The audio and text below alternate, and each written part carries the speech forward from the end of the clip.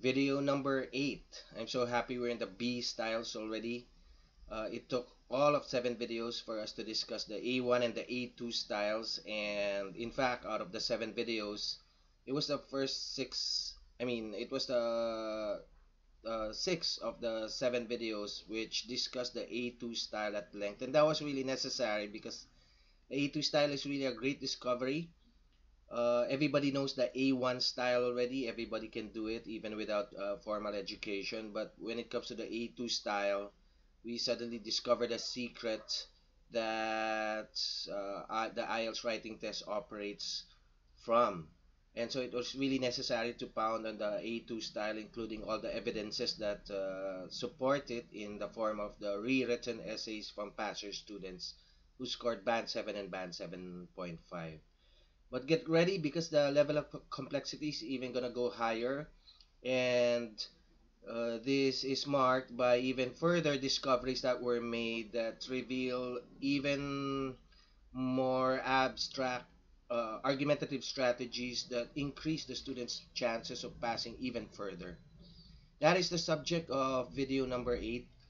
But instead of going straight out into the lesson, what we're gonna do here is I'm gonna show you an essay that was rewritten by a student of mine who just took the exam like a few days back, and we still don't have the results of this for sure, so we're gonna be waiting for the results after 13 days. But this writer used one of the B styles, and I like to show you that this is surely a passer essay. We are really talking about the IELTS writing exam, task 2 particularly.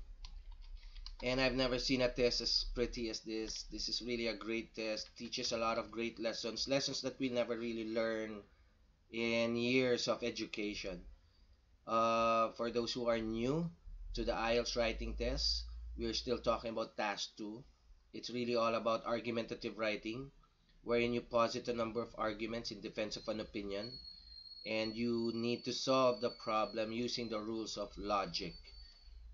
You need to write an essay at a minimum of 250 words. You can write more than that. In fact, if you've seen the last videos, we created essays that were running at over 400 words already. That's okay as long as you have the time to create that kind of output, which is at a limit of 40 minutes only, and with the remaining 20 minutes, of course, being devoted to task 1. So far, we have been talking about styles, argumentative styles. You've seen the A style, which is what we use when the question prompt is one-sided. So when you're confronted with a question prompt that's one-sided, for all intents and purposes, this is the to what extent do you agree or disagree kind of question prompt. Most of the time, you really only need to think of 2 styles. So if you agree to the one-sided question prompt, then you apply the A1 style, which is the agree argument. Just posit a number of arguments to defend your agreement. However, when you disagree, then you now cannot merely disagree exclusively. What you need to do now is to implement the A2 style. This is really a great finding.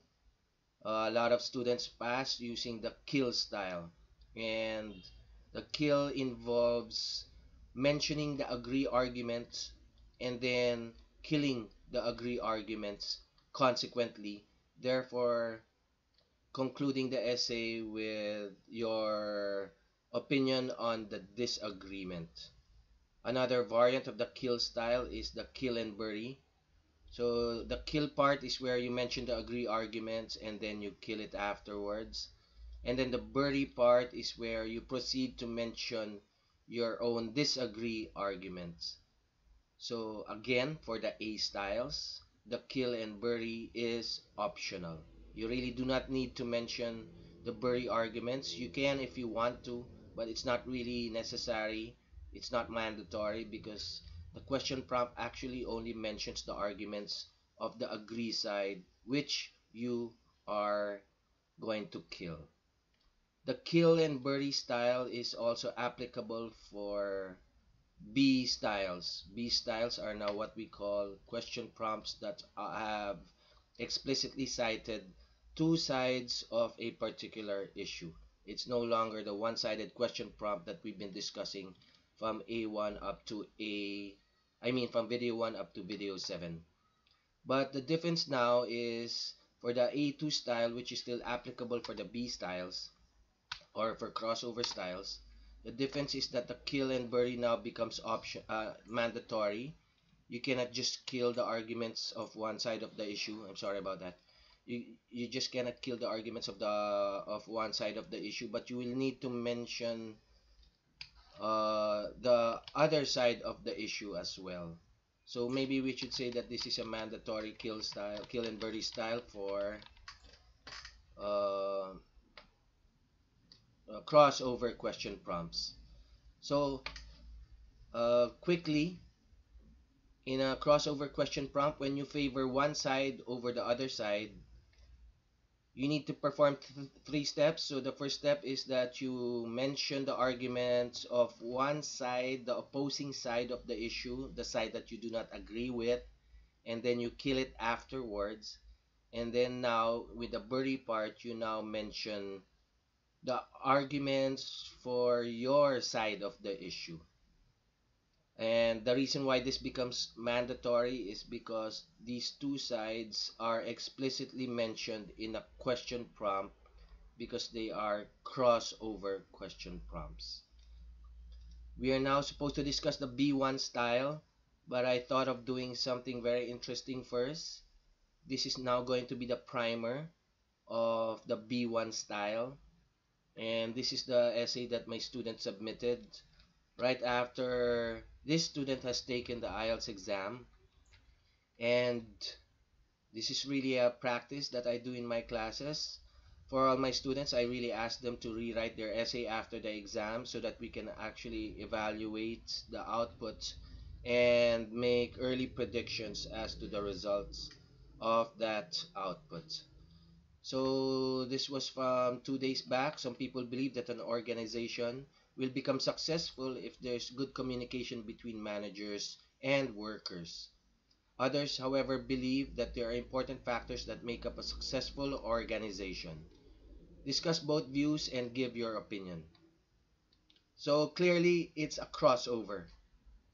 So in the essay, you will mention this side of the issue in conformity with cardinal rule number 2 discussed in the videos previously, which states that everything in the question prompt should be expounded, expanded, explained, and elaborated in the essay.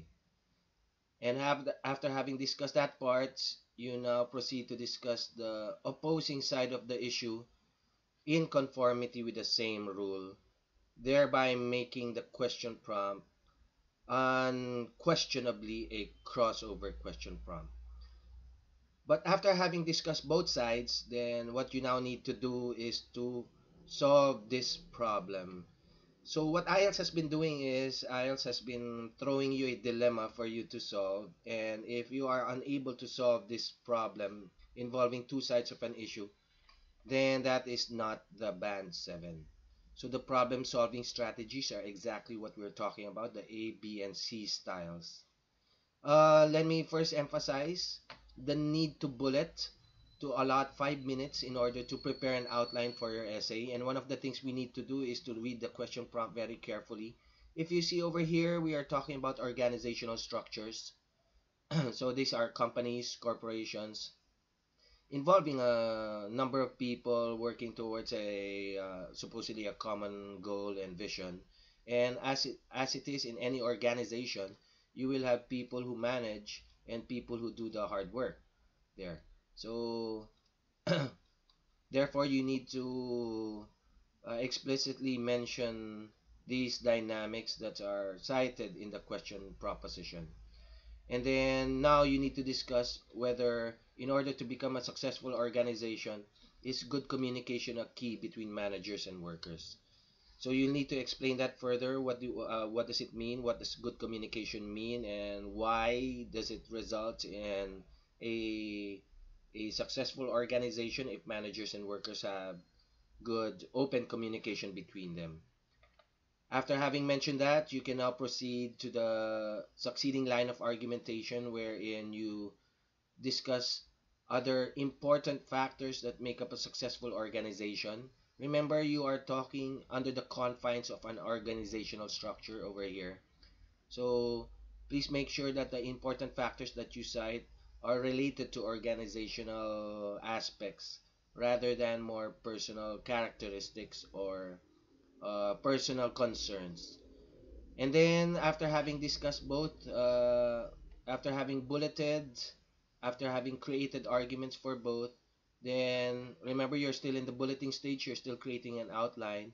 Then please do not forget to have a corresponding problem solver to this question.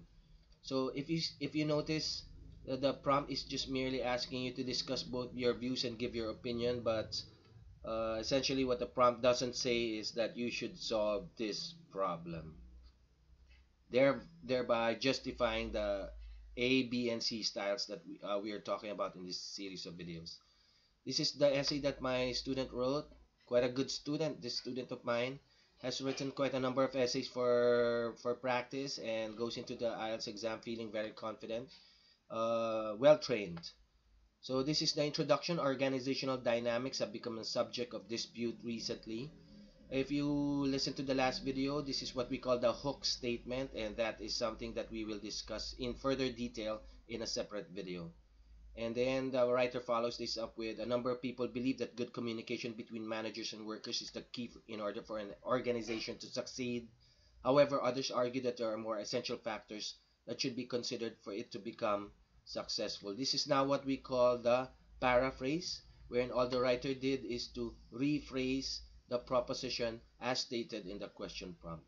And so all the writer had here is the hook and the paraphrase. And if you remember, there are two other elements, which are the forecast statement and the thesis statement, but the writer chose not to use these anymore. So now the writer is going to talk about good communication between managers and workers as indicated in the question prompt. Some people believe that organization success, so let's just correct that briefly. Remember what, in the previous videos, like what I've been showing you, there have been some errors that have been committed, language errors that have been committed by my students, but these did not prevent them from achieving their targets, because precisely they were focused on logical argumentative problem solving structures. So even with the presence of language problems, you can still score a band 7 or higher. So some people believe that organizational success lies in the flow of communication in the workplace. That is now the topic sentence, and the writer is now going to follow up with a series of supporting arguments, and that's the rest of the paragraph.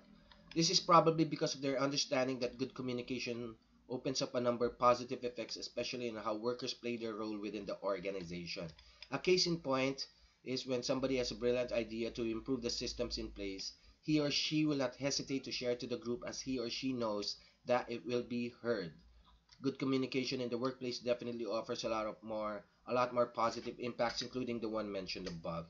So this is really good argument that the writer chose, and the argument was indeed well supported, well expounded, expanded, explained, and elaborated. Very nice. So my only observation about this particular paragraph is the writer could additionally inject an argument that maybe states that apart from this, if there are any existing problems being encountered by workers, then these problems can easily be brought up to the attention of management, who have the capacity to resolve such problems.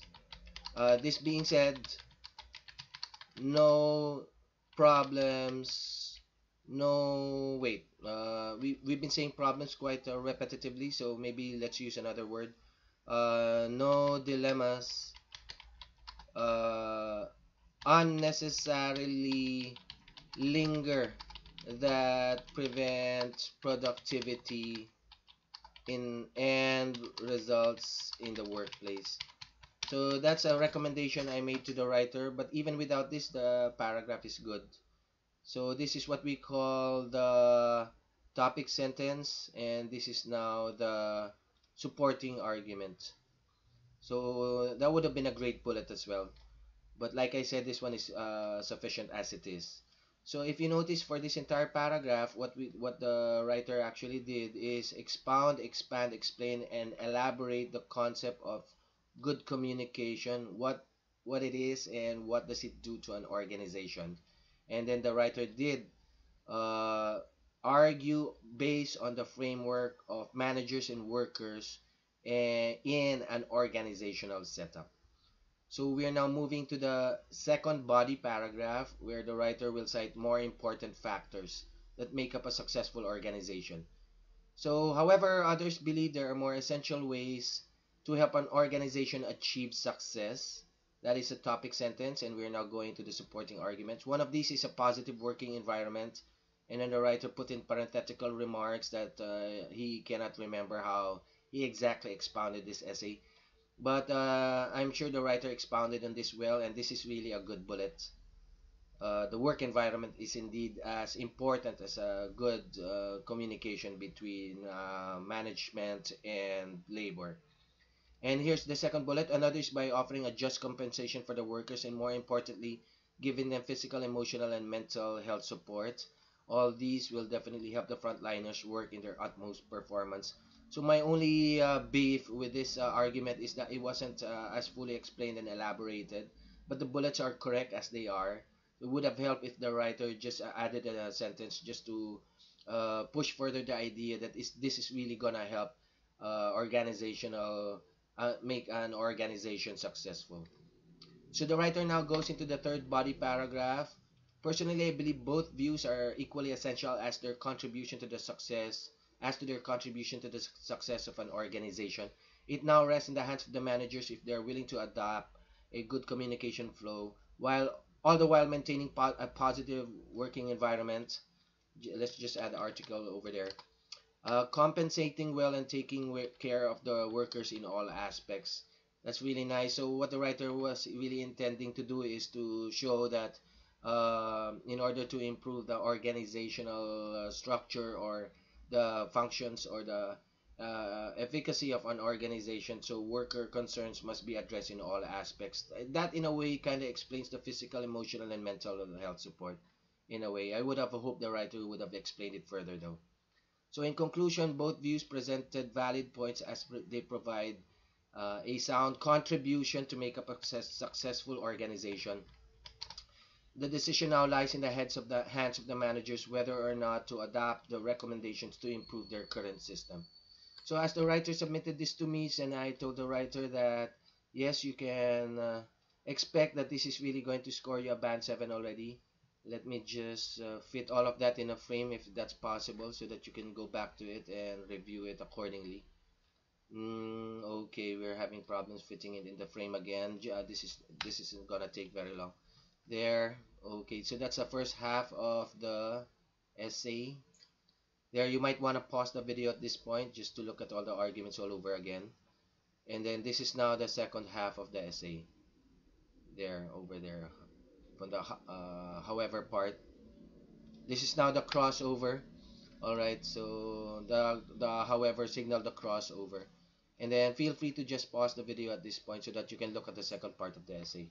The writer can actually combine all of these into a concluding statement already if the writer wanted to, but even after having separated them, it's still okay as it is.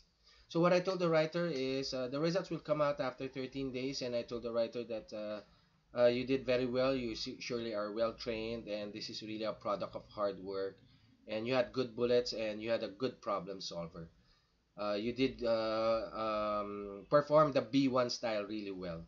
So that being said, remember we haven't even discussed the B1 style yet. So what I did here is to use the inductive approach to show you a sample first before we actually go into the lesson. So maybe you can hazard a guess as to what the B1 style is, judging by the look of the essay itself. And maybe you can tell me, or you can ask me, or you can make a guess in the comment section below. What do you think the B1 style is all about? And what is the B style in essence, as differentiated from the A styles? So again, let me remind you to please subscribe to the video so that you will receive updates when new videos are posted, so that you won't miss a video, because every video is important and critical in the learning process. Trying to skip videos will now just end up confusing you, because there's clearly gaps in the line in the presentation of the lessons. Please click subscribe and please watch all the videos in their entirety. Do not cheat. IELTS is really an important test, an expensive one, so please attack it with the same level of intensity. I'll see you in the next video, guys, wherein we will finally talk about the theories that govern the B1 style, and I'm gonna keep you in suspense. So I'll see you in the next video, everyone. Bye.